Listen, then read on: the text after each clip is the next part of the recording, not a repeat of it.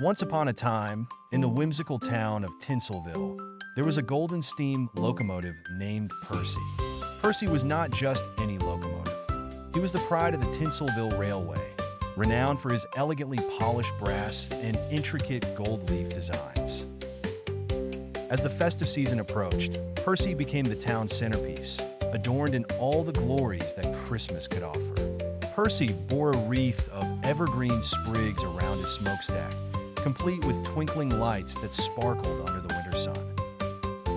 His carriages were festooned with garlands of holly, cinnamon sticks, and bright red ribbons that fluttered as he sped along the tracks. On his buffers, there were tiny gingerbread men who seemed to wave merrily at every passerby. There was even a shiny red nose attached to his front, a nod to Rudolph himself. Despite Percy's stunning appearance, he never took himself too seriously. After all, Percy often puffed, "I'm just steam-powered pride with a penchant for sparkle." Percy had a secret love for mischief, too. Every now and then, when he was sure the station master wasn't watching, he would let out a cloud of steam with a sound closely resembling a jolly ho-ho-ho, much to the delight of children gathering around. As Christmas Eve dawned, Percy had an important task: to deliver the grand Christmas tree to Tinselville Square. It was not just any tree, but the tree, a giant spruce decorated lavishly, set to outshine everyone's previous attempts at decking the halls. Children, adults, and even the Tinselville mayor gathered at the station to witness the spectacle of Percy steaming into sight, the tree loaded high on his last carriage. Little Tommy, Tinselville's unofficial head of Christmas excitement, was entrusted with flipping the switch.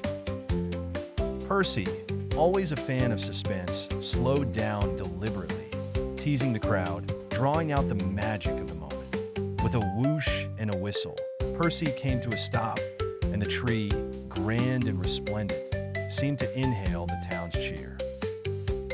Just as Tommy leaned in to flick the switch, Percy let out his grandest puff of steam yet, a dozen ho-ho-hos riding on the crisp winter air.